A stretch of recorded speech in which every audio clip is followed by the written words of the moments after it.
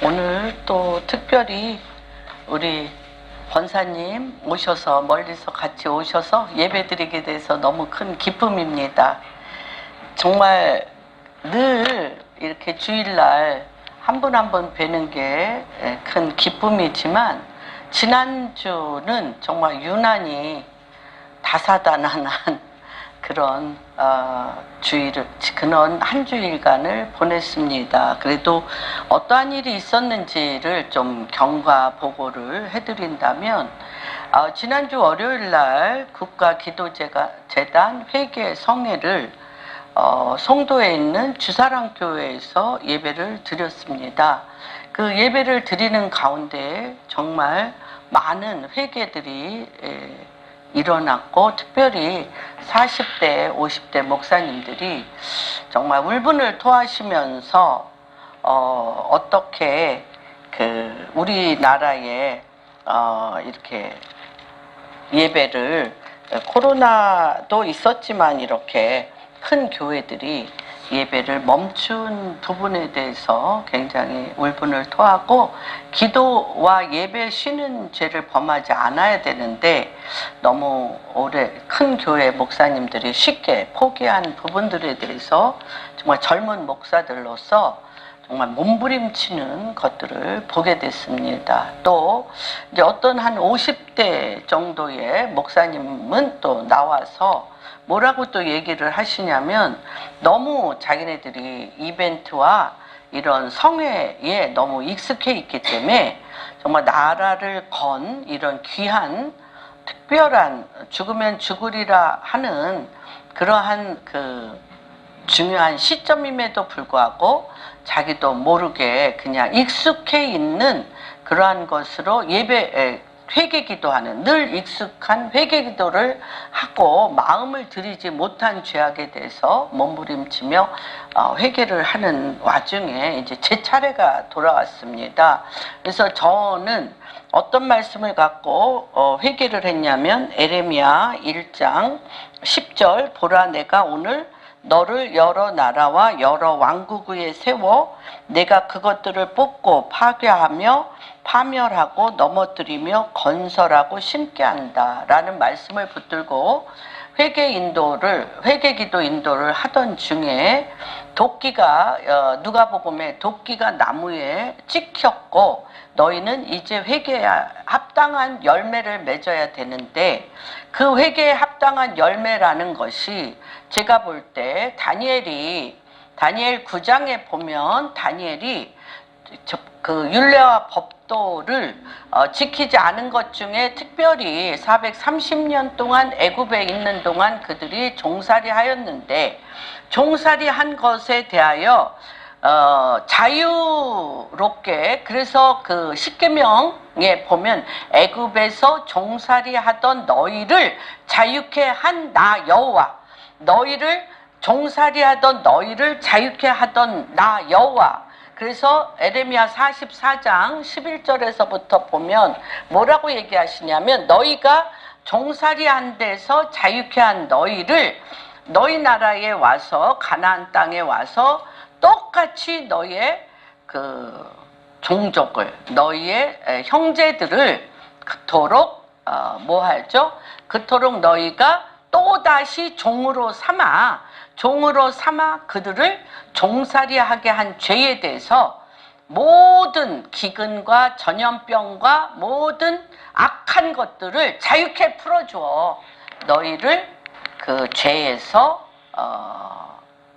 고스란히 겪게 하겠다. 바벨론으로 너희가 가서 너희가 너희 종족을 종살이한 것과 같이 기근과 사망과 전염병과 너희가 종로로 타는 것으로 너희 죄를 기억나게 하겠다라는 거에 대해서 다니엘이 회개기도하는 것을 봅니다. 그래서 대한민국은 과연 하나님께서 그토록 전 세계에 복음을 전파할 제사장의 나라임에도 불구하고 우리가 계속적으로 분리분열, 혈기분노, 갈라지는 것들을 회개하지 못한 죄악에 대해서 회개하면서 도끼가 이미 나무에 뿌리에 댔고, 우리는 이제 회개 위에 정말 우리가 죽어 주님 앞에 주님과 함께 십자가에 못 박혀 죽어 다시 한번 그렇죠. 창세기 1장 3일째 되던 날에 마른 땅이 나와 예수 그리스도로 인한 마른 땅이 나왔던 것처럼 또 출애굽기에 그 시퍼런 세상의 물인 그 바닷물이 흘러내릴 때 그 바닷물을 세워 주님께서 그 속에 마른 땅을 향하여 걷게 하였던 것처럼 하나님 이제 우리가 뒤에는 바로군데요. 앞에는 바다인데 대한민국이 이와 같습니다. 대한민국이 이와 같은데 주여 다시 한번 우리 가운데 어떻게 가야 되는지 저 세상의 바다 우리의 죄악의 이 바다에 마른 땅을 보내사 오직 사람의 힘과 능이 아니라 예수 그리스도로 인한 예수 그리스도의 나라로서의 마른 땅이 나오기 위해서는 우리가 회개와 함께 더 깊은 죽음과 같은 우리 안에 그러한 그 회개, 그 죽은 자와 같은 우리 위에 가브리엘과 미가엘 천사가 와서 페르시아 왕자의 영에 2층 천을 찢은 것처럼 대한민국에 그러한 역사가 일어나게 해달라고 기도를 하는데 벼랑간 웅성웅성해지는 거예요. 그래서 부랴부랴 이제 끝나고 내려갔더니 이제 이상문 목사님의 결혼한 지 한 5년 정도 됐고요. 임신한 지 3개월 된 딸이 월요일날 소천하게 됐어요. 벼랑간 몸이 굳어지면서 소천한 것으로 인하여 이제 정말 저의 몸이 마비가 되어지는 것과 같은 고통이 오면서 정말 2019년 대한민국이 하나님의 부르심에 합당한 그리스도의 나라를 낳아야 되는 복음 통일 한국을 낳아야 되는데 날 수 있는 기력이 없다라고 한국에서 한 몇십 명이 가서 그들에게 중보기도를 요청하며 우리가 애를 낳아야 되는데 기력이 없다고 몸부림쳤음에도 불구하고 배에서 그 애를 낳는 그러한 그 통증, 애를 낳는 찢어지는 기도가 나오지 않았었습니다.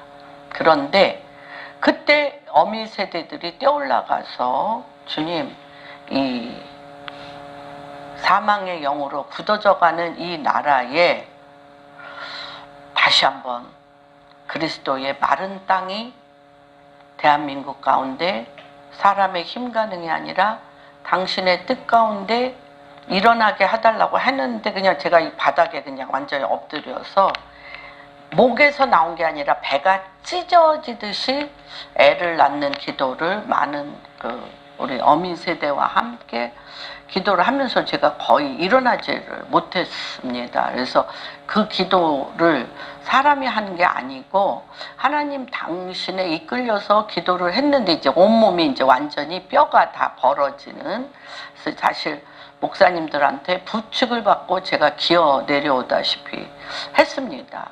그럼에도 불구하고 내가 또 그 예배자, 또 작년에는 기도원, 또 올해 이렇게 30 정도밖에 안 된 우리 자매가 몸이 굳어지면서 간 거에 대해서 이게 몸이 주체가 안 돼요. 그래서 밤새 잠을 못 이루고 그 이튿날 정말 우리 김경선 선교사님이 저를 픽업해서 김경선 선교사님의 에스코트 위에 제가 다시 그 기도 모임에 가서 갱신히 기도를 드린 후에 그 문상을 갔습니다. 성모병원, 목동 성모병원에 문상을 갔는데 우리 목사님이 너무너무 먼저 간 것뿐이고 주님 품에서 있는 딸을 보면서 감사드린다 그러면서 젊은 애들이 물밀듯이 오는 거예요.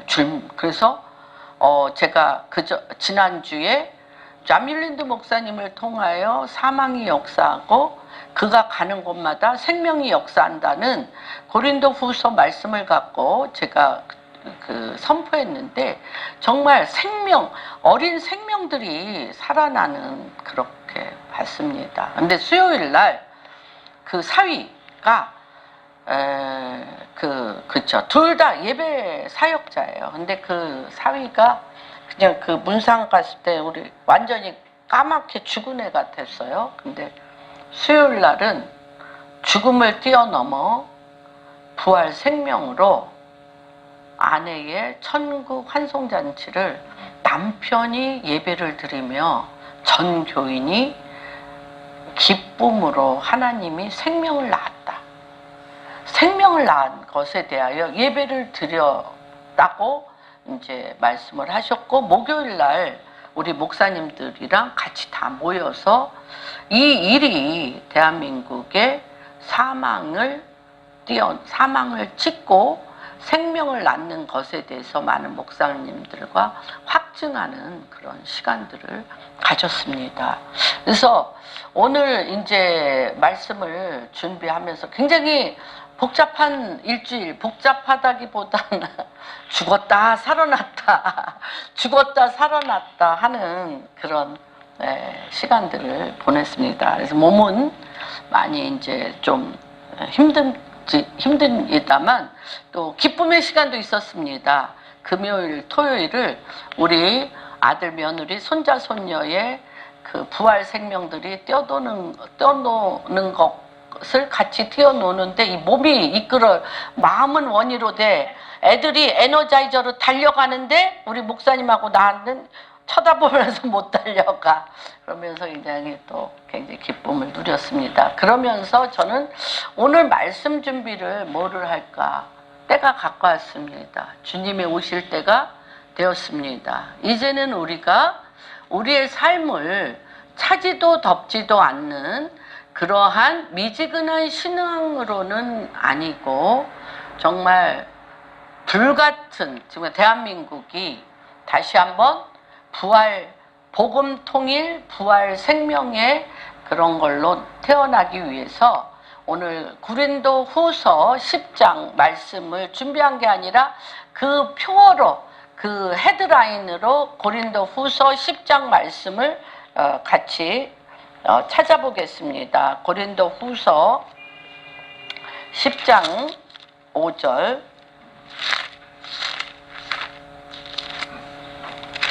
10장 5절에 보면, 이러기 위해서 우리가 이 대한민국의 이러한 사태가 어떤 면으로 보면 폭풍우죠. 우리가 전 세계가 혼돈과 큰 흔들림 가운데 이 주님의 몸된 교회는 어떻게 반응할 것인가? 교회도 이런 흔들릴 수 있는 모든 것이 흔들리는데, 이걸 통해서 하나님은 흔들리지 아니한 것들을 드러내길 원하시는 겁니다.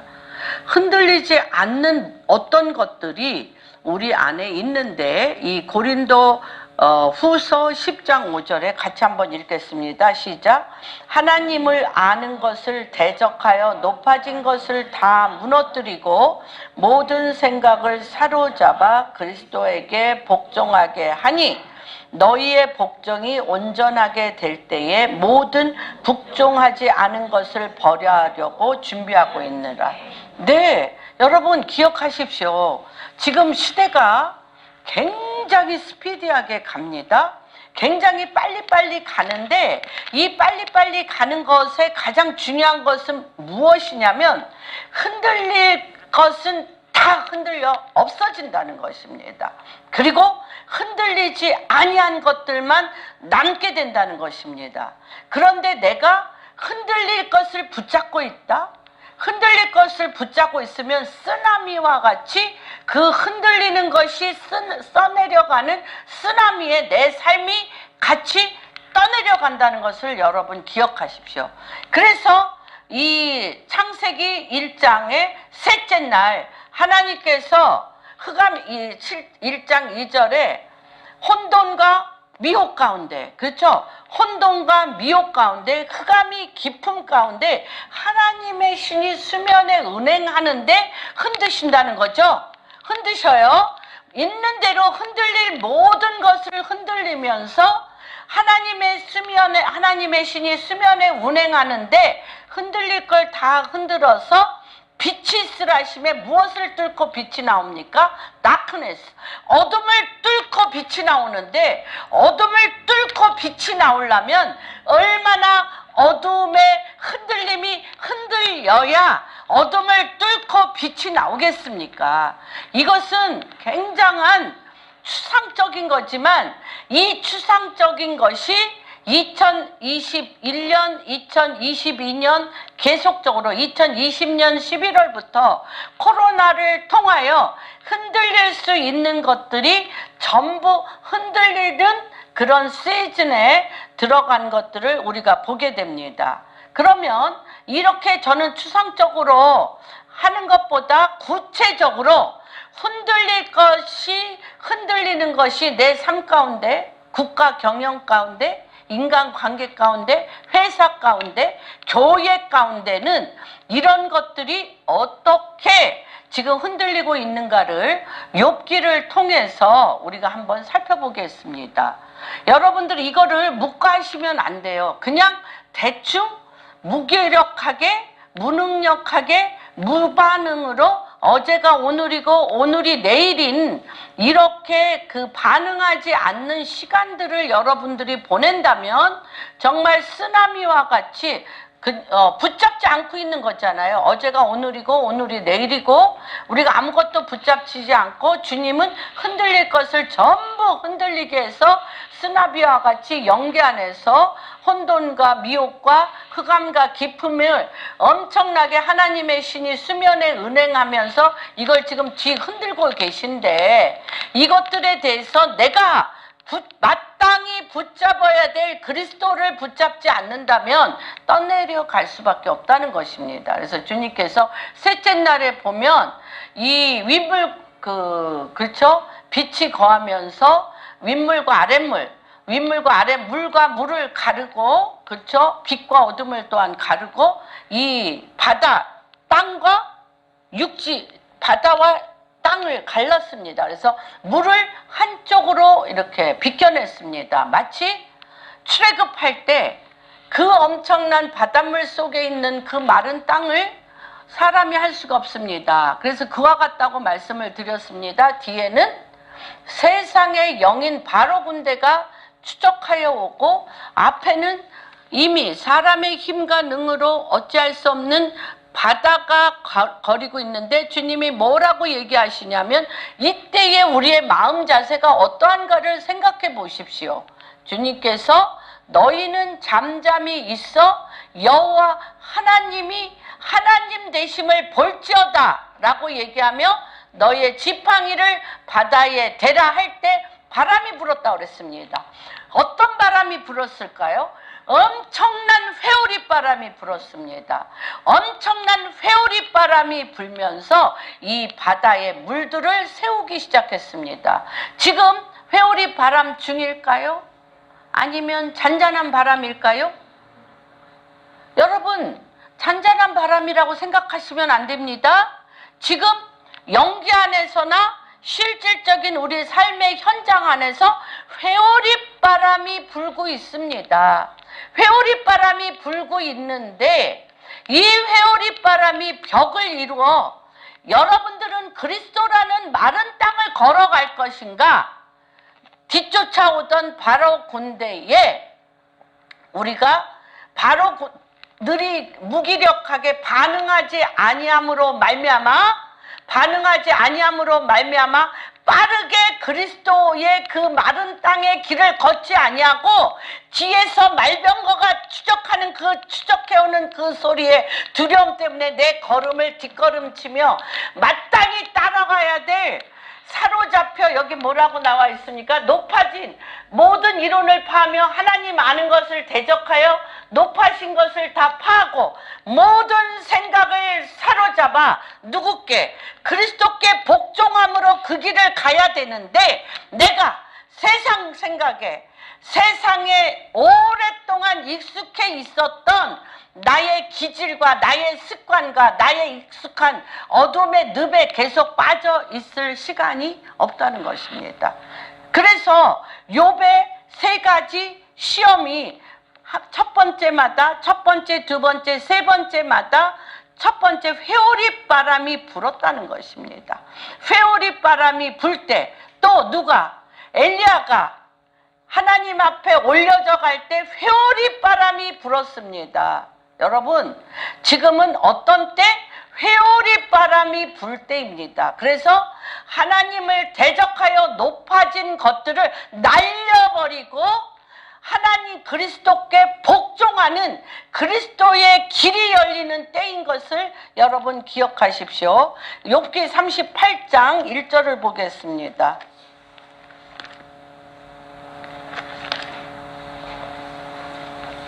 1절에 보면 1절부터 3절까지 첫 번째 단계, 회개의 세 가지 단계를 얘기하는 것입니다.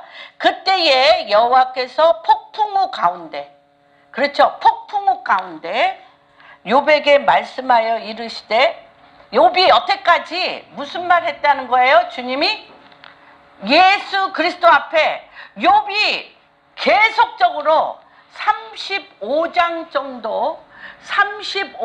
정도 누구랑 다퉜어요? 욥의 새 친구들과 욥의 생 친구들은 네가 욥을 왜 존경했어요? 엄청나게 존경했고 정말 뛰어난 욥을 따르던 새 친구가 욥이 다 죽게 되었을 때 먼저 7일간 금식한 후에, 그런 친구 없잖아요. 7일간 금식한 후에 욥 옆에서 똑같이 죄를 뿌리며 회개하고 있었던 최고의 친구들이에요. 최고의 친구들인데 그 입에서 나오는 건 뭐예요? 너 회개해야 돼. 하나님이 내 죄가 없이는 이렇게 저주가 올 수가 없다고 얘기하는데, 아무리 생각해도 욥은 회개할 게 없어요. 하나님 앞에나 사람 앞에 자기가 할 수 있는 모든 것을 최선을 다할게. 근데 한 가지 박스가 있는데 그 박스는 뭐예요? 욥이 가지고 있는 박스는 뭐예요? 내가 생각할 때, 하나님 생각할 때가 아니에요. 다시 얘기하면 하나님에 대해서 모른다. 하나님에 대해서 모른다. 하나님에 대해서 아는데 어떻게 알아? 내 수준으로, 내 육신의 모양으로, 내 박스 안에서 내가 의롭다고 생각한 만큼의 순종.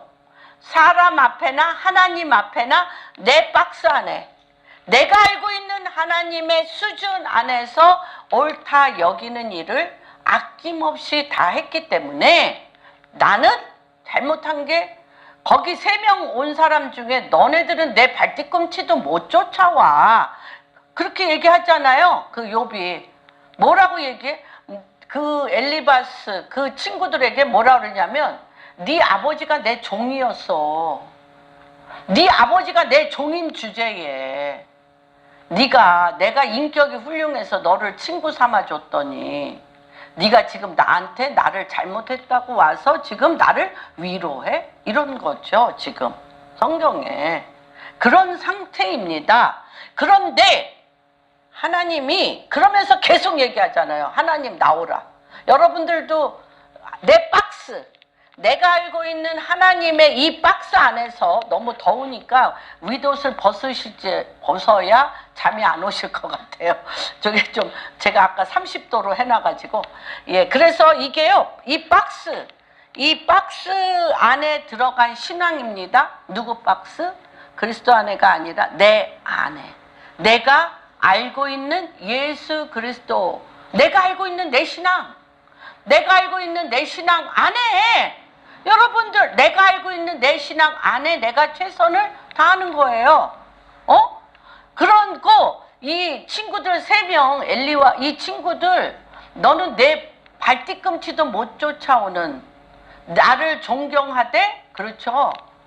그냥 내가 모델이 됐잖아. 내가 니네들의 모델이잖아.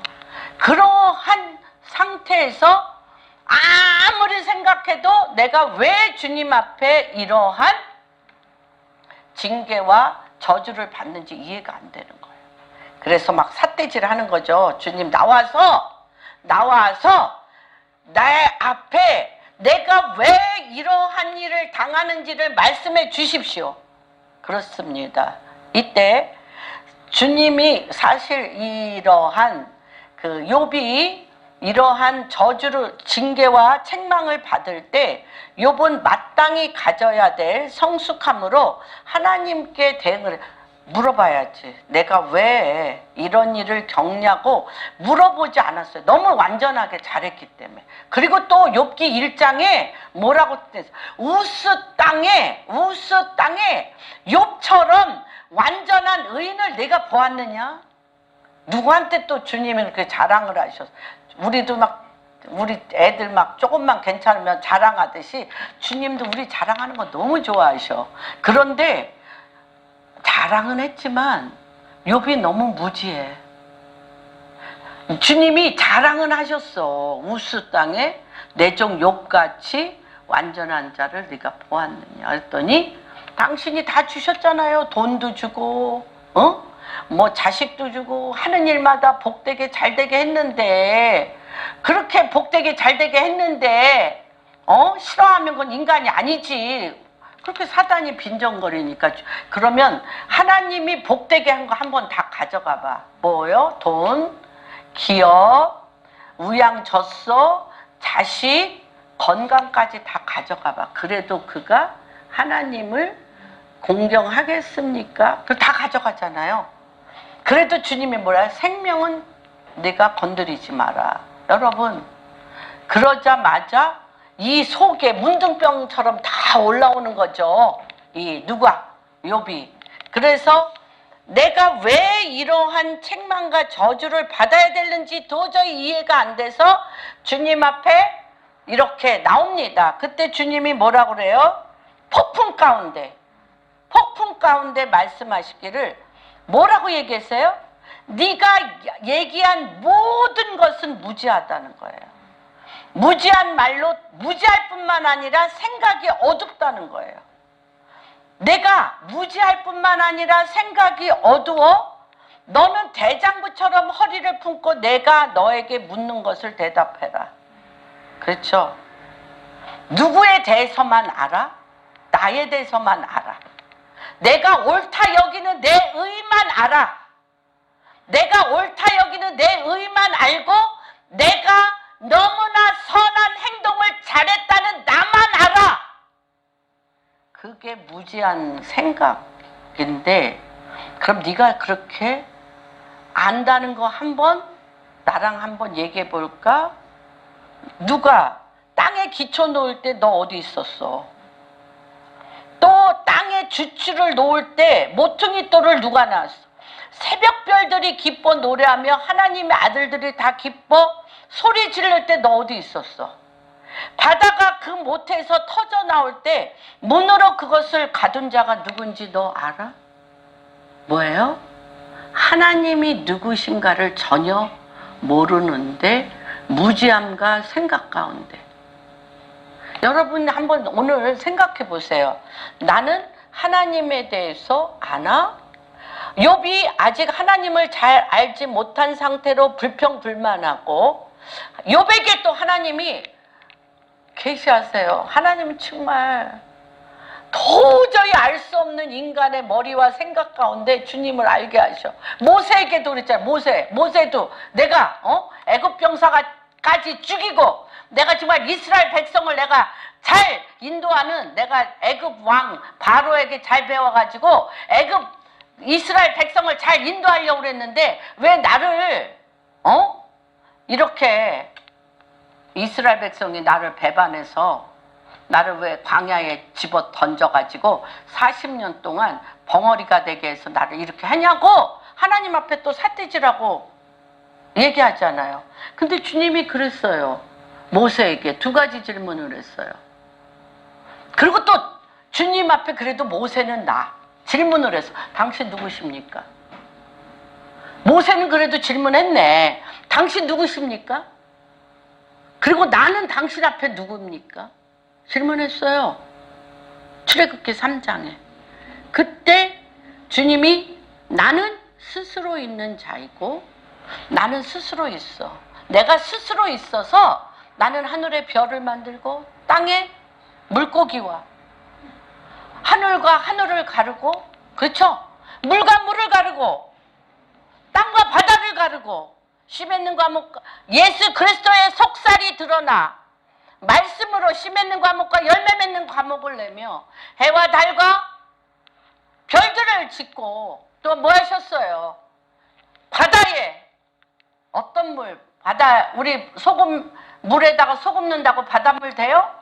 바다에 번성케 하는 물로 모든 물고기를 만들고, 그리고 또한 짐승을 만들고 또 하나님의 모양과 형상을 따라 사람을 만들고, 여러분, 그리고 그들로 하여금 이 땅을 하나님의 모양과 형상을 따라 다스리고 충만케 하는 이 하나님의 스스로 계신 이 하나님의 지혜와 이걸 어떻게 알아요? 그렇죠? 그러니까 얘기했어요. 하나님이 나는 스스로 있는 자고 너는 어떤 자냐? 너는 하나님의 모양과 형상을 따라 만들어서 이 땅에 지은 나의 모든 것을 누리게 하며 그리스도의 하나님의 말씀의 지혜와 하나님과 동행함으로 말미암아 정복하고 다스리고 번성케 하는 자로 내가 너를 만들었어. 내가 너를 통하여 모세, 내가 너를 통하여 너의 하나님이 되는 것이 너의 데스티니야 말씀하셨어요. 그러니까 지금 주님이 욥하고 지금 뭐 하는 거예요? 이렇게 내가 우주 만물을 만들 때 내가 도량을 주추를 달고, 그렇죠? 또 별 말씀을 다 하시고, 하마를 만들 때 너 어디 있었냐? 너 양들이 새끼를 낳며 할 때 거북이가 모래사장에 새끼 난 너 보았냐? 바다 밑에 길을 낸 거 너 보았냐? 그러니까 여러분, 내가 뭐예요? 욥이 볼 때 두 번째 회개입니다. 욥에게 하나님은 스스로 계신 분이지만 인간은 그렇지 못한 존재라는. 그러면 근데 그걸 어떻게 눈을 들어 하늘을 보라, 눈을 들어 바다를 보라. 그 주님 너무 아브라함이 지금 아들 준대더니 나밖에 생각 못해요. 우리는 아들 준다고 내가 본토 친척 아비집을 떠나 갈대아 우르를 떠나 당신 앞에 와서 당신이 이제나, 우리 생각은 그거야. 이제나 저제나 아들 언제 주나, 이제나 저제나. 그게 믿음이야. 아브라함이 최고의 믿음이 뭐예요? 이제나 저제나 아들 주나, 이제나 저제나 아들 주나, 이제나 저제나 아들 주나, 이거야. 그리고 아들 안 준다고 엘리에셀이 내 몸종 엘리에셀이 아들이나 되게 해달라 했더니 주님이 끌고 나가요. 하늘의 별을 봐라. 너 별 보지? 이 별이 다 내 아들이야. 바다의 모래를 봐라. 이들이 다 내 아들인데 네 아들은 좀 독특해. 네 아들은 어떤 아들? 사람이 육신의 욕망으로 낳는 아들이 아니라 사라의 죽은 태, 아브라함의 죽은 씨 후에 예수 그리스도 하나님을 믿는 믿음으로 믿음의 태를 열려고 그래. 믿음의 태를 열 텐데 이 믿음의 태는 하늘의 별과 같이 그 믿음으로 아브라함이 믿음의 조상이 될 거고 바다의 모래와 같이 내 후손들이 믿음의 예수 그리스도를 믿는 믿음으로 태를 열어 난 사람들이 이 물이 바다를 덮은 것 같이 이렇게 덮을 거야. 여러분 알아듣나? 못 알아듣죠. 그러니까 이렇게 하나님은 보여주셔요. 너무나 우리에게 이 무지한 거, 나로부터 나온 내 시계, 내 육신에 박힌 내가 할 수 있는 그 믿음 외에는 볼 수 없는 우리를 주님이 보여주신 다음에 두 번째 뭐라고 이렇게 하고 나니까 또 두 번째 깊은 회개가 뭔지를 가르쳐 주십니다. 이제 저도 많은 분들이 저한테 상담을 하고 억울해서 미치도록 억울해서 가슴을 찢으며 나한테 오는 게 왜 나만 희생해? 왜 나만 억울하게 희생해? 쟤는 왜 편안하게 있어? 쟤는 왜 하는 일마다 잘 돼? 나는 왜 이렇게 이래? 그거예요. 하늘의 별을 보라, 바다의 모래를 보라. 하나님이 우리에게 행하신 일들을 보는 축복이 있기를 원합니다. 40장 1절에서 8절에 이렇게 두 장에 걸쳐서 주님이 두 장에 걸쳐서 내가 지금 너한테 얘기한 것 중에 아는 게 뭐 있니? 너가 무지한 말로 생각하는 이 모든 것이 네 육신에 속한 것뿐이야.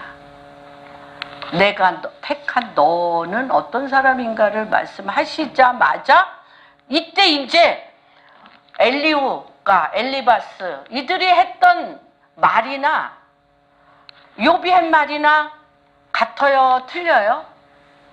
욥은 이들이 감히 쳐다볼 수도 없는 욥이 감히 이 세 친구는 감히 쳐다볼 수도 없는 발뒤꿈치만도 못한 그런 친구예요. 욥의 생각과 이 세 친구의 생각이 똑같다는 거예요. 그러니까 뭐가 돼요? 내가 잘한 게 없다는 거를 이제 비로소 알게 돼요. 그러니까 욥이 보죠. 또 폭풍의 가운데 여호와께서 또 욥에게 일러 말씀하되 트집 잡는 자. 욥의 이름이 뭐예요? 트집 잡는 자예요. 여러분들의 이름이 뭐예요? 트집 잡는 자예요. 제가 보니까 저도 그렇고 대부분의 대화는 뭐예요? 트집 잡어. 트집. 하나님 앞에도 트집 잡고 이웃에게도 트집 잡고 나한테도 트집 잡어. 그래서 트집 잡는 자와 전능자와 다투겠느냐? 또 뭐예요? 그걸 또 누구한테 다 돌려? 하나님께 탓하는 자여 대답할지어다. 하나님께 탓하는 자여 대답할지어다. 그러니까 욥이 두 번째는 뭐예요? 완전히 욥이 여호와께 대답하이르되 보소서 내가 비천하오니 나는 먼지야. 티끌이야. 나는 비쳐나오니 무엇이라 주께 대답하리까? 손으로 내 입을 가릴 뿐이리다. 그러면서 또 이래. 내가 한 번 얘기했지 내가 두 번은 얘기 못합니다. 그러고 한 번 말하였은즉 다시는 대답하지 않겠나이다. 그때 또 주님이 뭐라 그래요? 폭풍우 가운데 욥에게 일러 말씀하셨어. 너 말하기 트집 잡기 좋아하잖아. 하나님하고 변론하자고 그랬잖아. 너 트집 잡고 하나님 앞에 변론하자고 그렇게 내 앞에 악을 쓰며 서 있었잖아. 그러니까 주님이 뭐라 그래요? 너는 대장부처럼 허리를 묶고 내가 내게 묻겠으니 내가 대답하라. 내가 내 공의를 부인하려느냐? 내 의를 세우려고 네가 지금까지 한 내 의를 세우려고 하나님을 악하다 하겠느냐? 너는 위엄과 존귀로 단장하며 영광과 영화를 입을지어다. 네가 입을 트집 잡고 하나님 앞에 서야 트집 잡으며 하나님에게 탓하는 육신의 옷이 네 옷이 아니야. 네 옷은 어떤 옷? 하나님께서 뭐라고 그래요? 네가 앞으로 입을 옷은 위엄과 존귀로 단장하며 영광과 영화를 그리스도로 말미암아 입어야 된다고 얘기합니다. 그때 이가 굉장히 놀라운 말을 하죠. 욥이 이렇게 얘기합니다. 두 번째 말씀, 욥이 이전과 전혀 다른 마음으로 말씀하죠. 3절에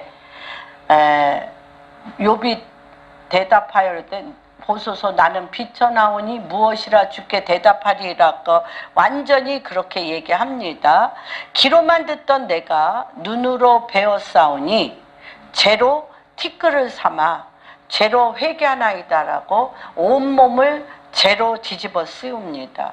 폭풍과 혼돈 가운데 지금 하나님은 그리스도의 몸된 교회와 우리 한 분 한 분께 이렇게 말씀하고 계십니다. 하나님은 우리 가운데 그리스도의 아름다움과 위엄과 계시를 말씀하고 계십니다. 그래서 우리가 가진 어떠한 육신적인 아까 위엄과 무슨 옷을 입어라 위엄과 존귀로 단장하여 영광과 영화를 입으리라고 얘기합니다. 이 세상에 일어나는 일에 묻기 시작할 때 스스로 계신 하나님에 대하여 묻는 것이 더 완전한 키입니다. 이 세상이 지금 혼돈과 미혹과 말할 수 없는 많은 문제가 있는데 여러분이 이거에 대해서 물으려면 하나님, 욥과 같이 하나님 당신이 누구신가에 대하여 묻는 것이 사실은 키입니다. 욥이 이 일을 겪은 후에 5가지의 반응을 합니다. 이렇게 욥이 이 일을 겪은 후에 뭐라고 반응하냐면 어떤 것도 하나님에게는 불가능한 것이 없습니다. 하나님은 완전하시고 하나님은 불가능한 것이 없습니다. 그리고 하나님께서 열방을 그리스도를 통해 취하실 것을 나타나십니다. 그래서 뭐라고 얘기합니까? 욥이 이런 말씀을 선포합니다. 시편 2편에 보면 4절 시편 2편 4절에서 9절 하늘에 계신 이가 웃으시며 주께서 그들을 비웃으시 그때의 분을 바라여 진노하사 그들을 놀라게 하여 이르시기를 내가 나의 왕을 내 거룩한 산 시온에 세웠다 하시리로다. 내가 여호와의 명령을 전하노라. 여호와께서 내게 이르시되 너는 내 아들이라. 네가 알아야 될 것은 너는 내 아들이야. 뭐로 한? 예수 그리스도의 영으로 태어난 태초부터 그리스도와 함께 있었던 영의 아버지 안에 지혜와 계시의 영으로 그리스도의 영으로 태어난 내 아들이야. 그거를 잊지 말라는 것입니다. 그러면서 뭐라고 내게 구하라. 내가 이방 나라를 내 유업으로 주리니 내 소유가 땅끝까지 이르는데 내가 너에게 뭘 준다고 얘기했어요? 철창 권세. 철창으로 그들을 깨르트려 질그릇같이 부수는 하나님의 말씀의 권세를 우리에게 주시는 것들을 알게 됩니다. 그래서 여기에서부터 욥이 무엇을 들어갑니까? 두 번째, 하나님의 지혜는 여러분 기억하십시오. 하나님의 지혜는 인간의 단순한 깨달음으로 알 수 있지 않다.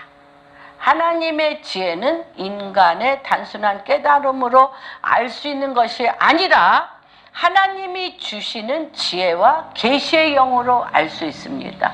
영의 반응. 그래서 에베소서 1장 18절 한번 보겠습니다.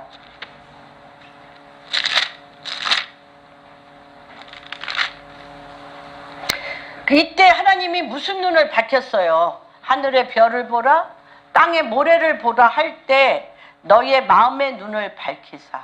영의 눈을 밝혀진 거죠?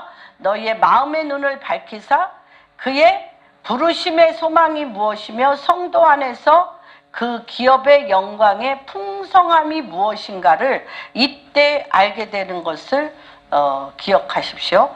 그래서 우리는 우리의 기도 제목만을 위해서 기도하는 것이 아니라 하나님의 이해와 하나님의 지혜를 구해야 됩니다. 그래서 그 앞에 보면 1장 7절에 우리는 그리스도 안에서 그의 은혜의 풍성함을 따라 그의 피로 말미암아 속량 곧 죄사함을 얻었고 이는 그가 모든 지혜와 총명을 우리에게 죄사함을 얻은 우리에게 지혜와 총명을 우리에게 넘치게 하셨습니다. 그래서 어떻게 해요?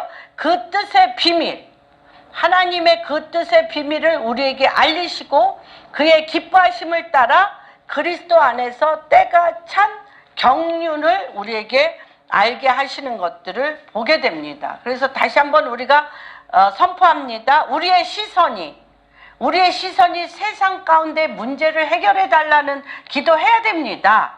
그러나 세상 가운데 문제 해결해 달라는 기도만 하다 보면 욥과 같이 원통함이 쌓여 그래서 하나님이 세상 가운데 기도를 하지만 더 깊은 단계로 들어가.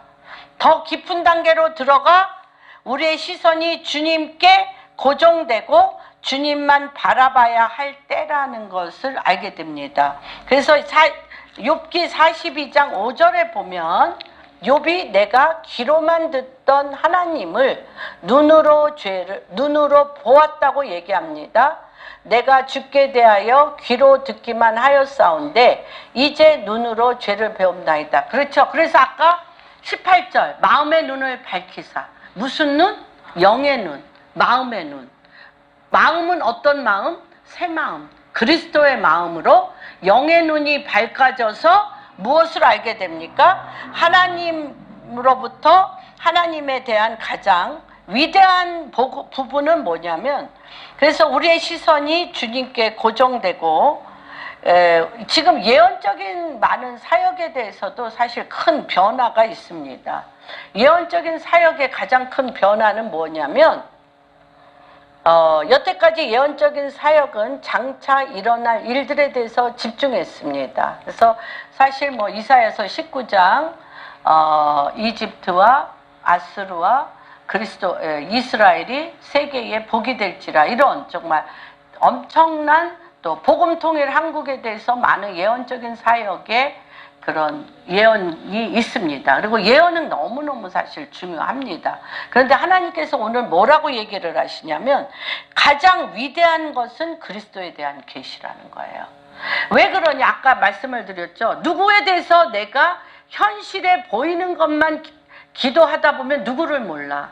하나님을 모르기 때문에 무지한 말로, 무지한 생각으로 계속 기도를 해서 하나님의 움직이시는 때와 시를 알 수가 없어. 하나님의 움직이시는 때와 시를. 그래서 이 마지막 요한계시록의 1장 1절이 뭐예요? 요한계시록 1장 1절이 뭡니까? 예수 그리스도의 계시라. 그쵸? 예수 그리스도의 계시라. 이는 하나님이 그에게 주사 반드시 속히 일어날 일을 그 종들에게 보이시려고 그의 천사를 그 종 요한에게 보내어 알게 하셨다고 그랬습니다. 그래서 하나님은 이 그리스도의 계시를 통해서 이 다섯 번째 욥에게 하나님이 굉장히 엄청난 일을 하셨습니다. 지금 하나님께서 전 세계 한국 교회와 특별히 남북한 전 세계 교회 가운데 욥에게 한 지금 이 세 번째 이 계시, 이 세 번째 회개가 너무 중요합니다. 세 번째 회개가 너무 중요합니다. 첫 번째, 욥이 내가 행한 모든 일이 너무나 완전하여서 하나님 당신 나와서 나에게 내가 왜 이러한 고통을 당하는지 나와서 말씀해 주세요라는 마음으로는 회개가 안 터집니다. 회개가 안 터져요. 그래서 많은 교회의 목사님들이나 또는 뭐 가정에 또는 의로운 일들을 한 사람들 많잖아요. 첫째 딸, 첫째 아들 또는 뭐 많은 부를 서로 많이 이렇게 잘 나눠준 사람들 안에 있잖아요. 내가 너네들한테 어떻게 했는데, 또 많은 큰 교회 목사님들과 목사와 성도 간에 너무 많은 갈등이 있는 것은 대부분 첫 번째 욥의 그런 상황에서는 이해는 하고 굉장히 그러니까 회개하려고 애는 쓰는데 회개가 안 돼. 왜? 하나님을 깊이 있게 만나야 돼. 그래서 네가 한 것이 아무것도 아니야. 육신에서 나온 자기의야. 그래서 육신에서 나온 자기의와 하나님의 공의와 다투겠느냐? 육신에서 나온 자기의와 하나님의 공의와 다툴래? 그러면서 하나님이 우리를 향하여 행하신 우주적인 하나님의 그 통치의 비밀을 보여주니까 우리가 흙에 불과하네? 우리는 흙이네, 흙. 티끌이네, 티끌. 그래서 티끌에 한하여 내가 귀로만 듣던 하나님을 내가 눈으로 배웠사오니 왜 죄를 뿌리며 회개를 해요? 내가 죄니까. 내가 죄야. 내가 죄로 왔다가 죄로 가. 내가 흙으로 왔다가 흙으로 가. 내가 자기 의를 안 왔다가 보석으로 되는 사람 없어요. 재로 왔다 재로 가. 그런데 하나님이 행하심의 시선이 마주친 자는 하나님이 나에게 죽을 수밖에 없는 나를 살리신 거에 대한 완전한 주님 앞에 순복이 일어날 때 회개가 돼요. 그래서 세 번째 회개는 뭐냐면, 욥이 하나님이 얘기하시잖아요. 욥에게 뭐라고 얘기하시냐면, 제자들 보고, 그 세 친구 보고 뭐라고 얘기해요? 너희들의 소행이 내 종 욥과 같이 행하지 않았다는 거예요. 그리고 10절에 42장 10절에 보면 욥이 그의 친구들을 위하여 기도할 때, 여러분, 욥이 첫 번째, 두 번째, 세 번째 회개는 뭐예요? 내가 귀로만 듣던 하나님을 내가 눈으로 배웠사오니 죄를 뿌리며 내가 아무것도 아닌 무라고 생각할 때 새 친구가 이해가 돼. 새 친구나 나나 똑같아. 사실 저도 많은 목사님들하고 여러 가지 일을 하다 보니까 뭐 저 미워하는 분도 참 많을 거예요. 저도 참 섭섭한 목사님들 솔직히 많아. 그런데 그들의 죄나 내 죄가 똑같아. 정말 아무것도 아니에요. 만나면 너무 사랑하고, 요번 목사님들 요번 주 목요일 날 만났는데 제가 이분들한테 큰 절하고 싶어요. 젊은 목사님들인데, 젊은 목사님들이 이렇게 때를 얻든지 못 얻든지 회개하며 온몸을 불살러 주님 앞에 섰던 그들의 삶에 대해서 내가 너무 나이든 부모 세대로서 기뻐하며 감사하고 싶습니다. 근데 이럴 때 보세요. 욥의 문제도 하나도 안 풀렸어. 세 명의 친구들 문제도 하나도 안 풀렸어. 지금 대한민국 교회가 이렇다는 거예요. 전 세계 교회가 이렇다는 거예요. 그런데 첫 번째 이거 갖고는 회개가 안 돼. 근데 세 번째 회개, 내가 귀로만 듣던 하나님을 눈으로 배웠고 죄를 뒤집어 쓰며 내 안에 죄가 돼요. 내가 없어. 친구들의 죄도 기억도 안 나. 친구들의 잘잘못도 기억도 안 나. 나의 죄가 티끌인데 무슨 친구들 기억이 나. 친구나 나나 똑같이 죄야. 썩어 없어질 시체야. 죽은 자라는 이 회개가 일어날 때 하나님께서 세 번째 회개를 통해서 친구도 살리고 욥도 살려요. 이게 지금 대한민국 교회가 이 일이 될 때 남북한의 통일이 돼요. 남북한의 통일이 돼. 이 북한의 탈북자들을 많이 봤는데, 탈북자들은 니네 교회 그렇게 부자고 돈도 많으면서 나한테 그것밖에 헌금 못하고 생색내? 네 생명을 준 거야. 네 거 전체 소유를 다 팔아서 나한테 한 게 뭐 있어. 근데 우리 한국에 있는 분들은 내가 정말 쓸 걸 못 쓰고 내가 너희에게 최선을 다했잖아. 그래가지고 이게 갈등 구조가 골이 엄청, 통일되면 뭐 더 하겠죠. 통일되면. 세 번째 단계가 아니면 아무도 우리 용서 못해요. 용서 못한다는 건 뭐예요? 우리가 예수 그리스도 하나님께 용서 못 받았다는 거예요. 우리도 용서 못 받았기 때문에 우리도 남을 용서 못해. 자기 의만 칼처럼 세우고 있는 거지. 내 의만 칼처럼 세우고 있어. 그래서 네 칼 찌르고 서로 칼 찔러. 근데 여기서 주님이 방안을 얘기했어요. 무슨 방안을 얘기했냐? 욥이 그의 친구들을 위하여 기도할 때 여호와께서 욥의 곤경을 이때 돌이키셔. 욥의 곤경을 돌이키시고 여호와께서 욥에게 이전 모든 소유보다 갑절이나 주신지라. 여러분, 이게 우리 안에, 한국 교회 안에, 우리 안에 이렇게, 그리고 누구에게 8절에 보면 그런즉 너희는 수소 7과 수양 7을 가지고 내 종 욥에게 가서 너희를 위하여 번제를 드리라. 내 종 욥이 너희를 위하여 기도할 것인즉 내가 그를 기쁘게 받으리니 너희가 우매한 만큼 너희에게 갚지 아니하리라. 이는 너희가 나를 가리켜 말한 것이 내 종 욥의 말과 같이 옳지 아니하였더라. 정말 이런 성령의 강력한 역사가 우리 한 분 한 분 가운데, 대한민국 교회 가운데, 북한의 지하교회 가운데, 남한과 북한 가운데 이러한 역사가 일어날 것입니다. 우리는 죄를 티끌에 머리 쓰고 회개하였습니다. 그래서 하나님께서 우리가 서로를 위하여, 욥이 친구들을 위하여 주님 앞에 번제로 제사를 드리고, 하나님께서 이거를 받아들이고 반드시 욥이 기도를 하고 그 친구들의 모든 삶을 풀어주고 욥에게 갑절의 축복을 하나님이 부으실 때 남북한 통일뿐만 아니라 전 세계의 흐름이 정상. 갑절의 축복 안 받으면, 대한민국이 갑절의 축복 못 받으면 통일할 수 없어요. 그래서 하나님께서 지금 이러한 놀라운 합니다. 그래서 제가 이 말씀, 과연 어떻게 모든 이론을 파하며 하나님의 아는 것을 대적하여 높아진 것을 다 파하려면 어떻게 해야 되냐. 욥이 이 세 가지 시험과 같다는 것을. 그리고 모든 생각을 사로잡아 그리스도께 복종하려면 어떤 일이 있어야 되냐. 이 라오디게아 교회를 우리 한번 생각해 보겠습니다.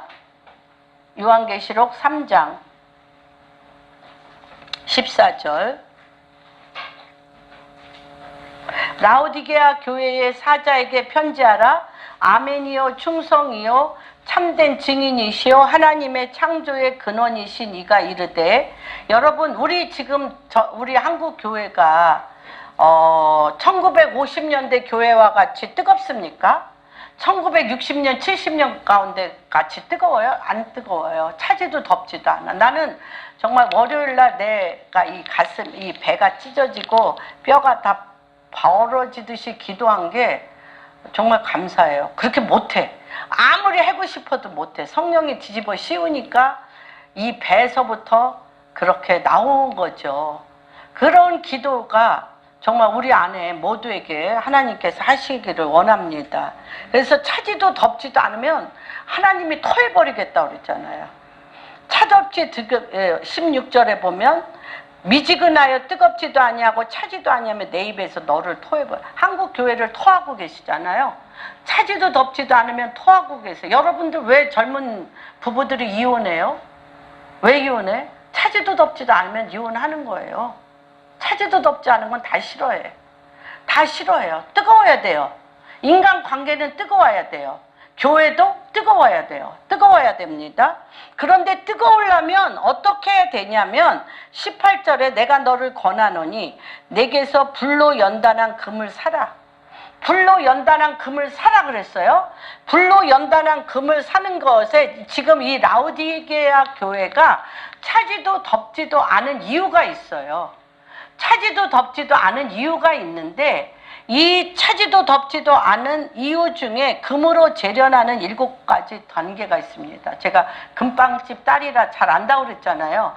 금으로 재련하면 금을 녹이면 금이 물과 같이 돼.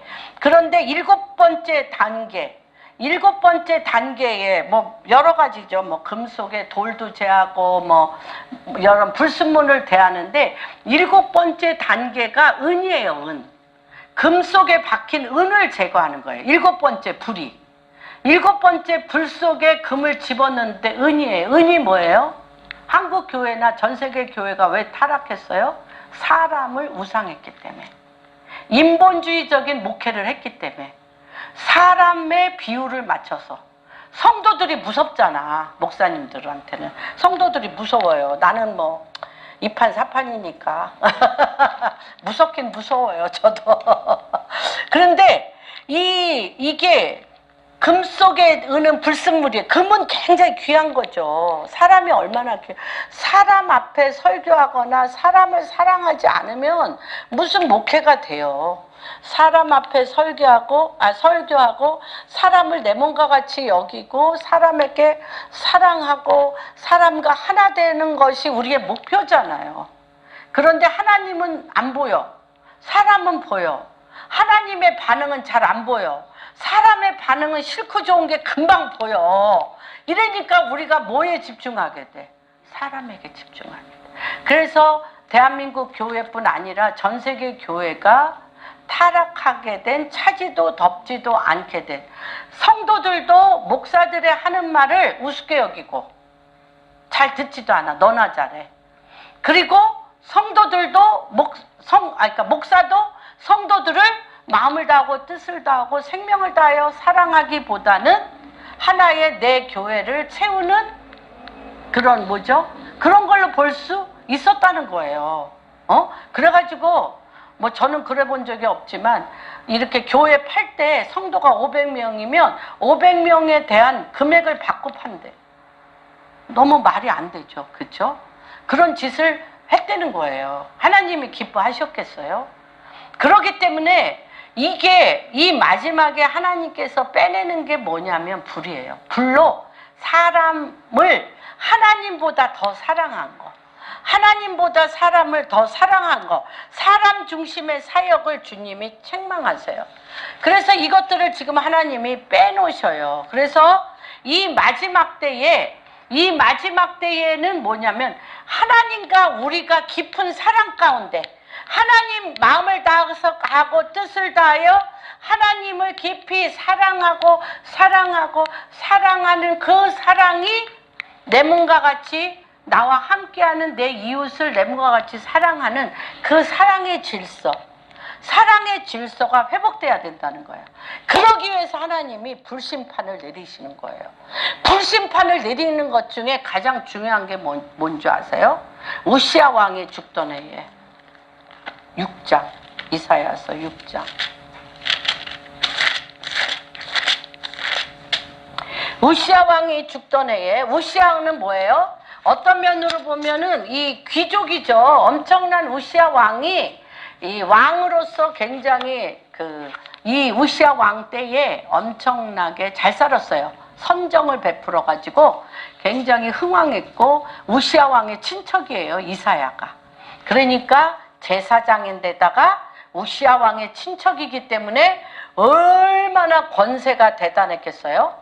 그런데 이 우시야 왕이 문둥병으로 죽잖아요. 하나님 거를 도적질했어요. 우시야 왕이 하나님의 그 축복 가운데 선정을 베풀어 이스라엘의 최고의 그런 번성하는 국가가 됐는데 너무 교만해져 가지고 제사장이 드릴 그 제사를 내가 가서 드린다고 분향단에 가자마자 온몸에 문둥병이 발아요. 문둥병이 되었습니다. 이제 그런 것처럼, 그래서 모든 이 권자가 무너졌을 때 이사야에게 뭐가 나왔어요? 이사야가 빈 털털이 고아처럼 아무것도 없을 때 하늘의 보좌로부터 하나님의 임재가 이에게 왔습니다. 대한민국 교회가 물질을 우상화했던 것, 사람을 우상화한 것이 벗겨지면 하나님이 대한민국을 사랑하는 그 엄청난 하나님의 임재와 축복이 내려올 것입니다. 그럴 때 뭐라 그러냐면 알았어요. 누가? 이사야가 알았어요. 내 죄는 어디에 서 있다? 내 죄, 입. 그래서 뭐라고 얘기해요? 6절. 그때의 주님, 5절에 보면 그때 내가 말하되 화로다 나로 망하게 되었도다. 나는 입술이 부정한 사람이요 나는 입술이 부정한 백성 중에 거하면서 만군의 여호와인 왕을 배웠다 그랬어요. 누가 아까 배웠어요? 욥도 죄악 중에 주님 배운 거잖아요. 그렇죠? 이 우시아로 뒷백을 맺고 기세가 등등했던 이사야가 엄청 왕 같은 제사장 노릇을 했을 거 아니에요. 내 입이 교만에 하늘을 찌르는 걸 알 때 불의 화젓갈이 이를 적셨을 때 불의 화젓갈이 이 입술을 적신다는 건 뭐예요? 예수 그리스도의 생명의 말씀 외에는 안 돼. 육신의 말이 없어져. 육신의 말이 없어져요. 그래서 어디에? 사도행전 2장 2절에 불의 혀가 내려왔어요. 이거랑 똑같아. 불의 혀와 바람과 같은 성령이네. 회오리 바람이 올라오고요. 회오리 바람으로 다 세상적이고 마귀적인 것들을 날려보내고 불의 혀, 이 혀, 모든 죄악이 야고보서에 보면 입이 작은 혀가 작은 돛대로 돼. 혀가 작은 돛대로 돼. 지옥 같다, 천국 같다. 모든 죄악의 근거가 뭐야? 혀야. 혀란 말이야. 그래서 하나님이 이 말일에 이사야에게 분 것이 불의 혀와 같이 화젓갈로 입을 찢어서 무슨 말만 해? 그리스도와 입맞춘, 예수 그리스도와 입맞춘 생명의 성령의 말씀만이 그 입에서 터지게 하였어요. 어떻게 했어요?